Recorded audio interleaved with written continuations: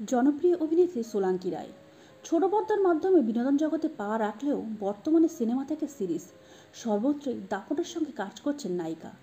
তবে তার কাজের পাশাপাশি ব্যক্তিগত জীবনও মাঝে মধ্যেই উঠে আসে চর্চায়।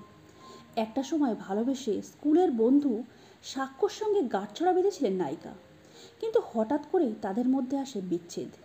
সেই বিচ্ছেদের কথা সোলাঙ্কি সকলকে জানালেও কেন সেই বিচ্ছেদ হয়েছিল তা নিয়ে কখনো মুখ খোলেননি নায়িকা।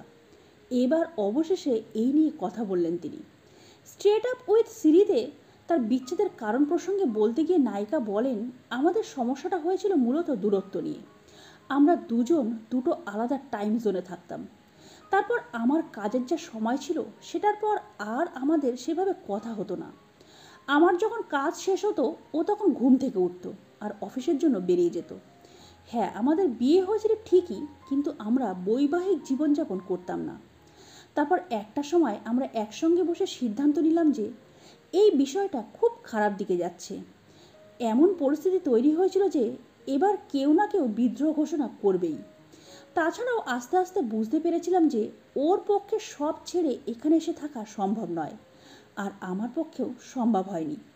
আমি চেষ্টা অবশ্যই করেছিলাম প্রথম 6 মাস, কিন্তু তাতে কোনো লাভ হয়নি। তাই আমরা এই সিদ্ধান্ত নিতে বাধ্য হয়েছিলাম। কিন্তু মুশকিলটা হচ্ছে ডিভোর্স আমাদের দেশে এখনও একটা ট্যাবু। আর অনেকেই মনে করেন ডিভোর্স মানেই হয় মেয়েটি ঠকাচ্ছে বা ছেলেটি। প্রসঙ্গত 2018 সালের গোড়ায় স্কুল জীবনের বন্ধু সাক্ষ্য বোসকে বিয়ে করেছিলেন অভিনেত্রী।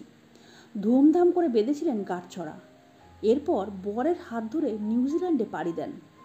বছরখানেক পর ফিরে আসেন তিনি। এরপর আস্তে আস্তে কমতে থাকে নিউজিল্যান্ডে যাতায়াত।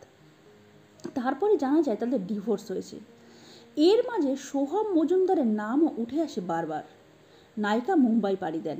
সেখানে সোহম আগে থেকে যেহেতু কাজ করছিলেন, তাই অনেকেই এই দাবি করেন সোহম মনে হয় তাকে সাহায্য করেছেন। পরে অবশ্য এই ধারণাকে নাস্বাত করে দেন অভিনেত্রী। পাশাপাশি জানান তিনি এবং সোহম একে অপরের খুব ভালো বন্ধু। কাজের সূত্রে ইচ্ছে নদী দিয়ে কেরিয়ার শুরুর পরেই দর্শক ভালোবাসায় ভরিয়ে দিয়েছিল তাকে। এরপর প্রথমা কাদম্বিনী গাঁটছড়ার মতো হিট মেগায় দর্শকরা দেখেছে সোলাঙ্কিকে। তাছাড়াও কাজ করেছেন একাধিক বাংলা ওয়েব সিরিজ, ছবিতে। তো বন্ধুরা, আজকের এই ভিডিওটা এই পর্যন্ত। পরবর্তী বিনোদনমূলক ভিডিও নিয়ে আমরা খুব তাড়াতাড়ি ফিরে আসবো। ততক্ষণের জন্য সবাই খুব ভালো থাকবেন, সুস্থ থাকবেন। দেখা হবে আগামী পর্বে। নমস্কার।